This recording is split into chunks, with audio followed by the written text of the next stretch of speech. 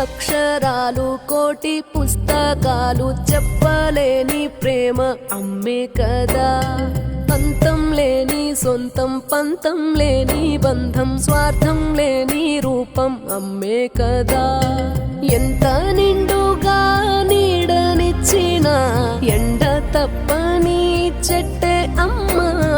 కంటి నిండుగా నీరే పొంగిన రెప్పముయని చూపే అమ్మ.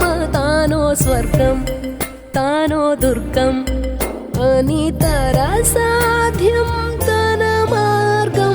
వేల అక్షరాలు కోటి పుస్తకాలు చెప్పలేని ప్రేమ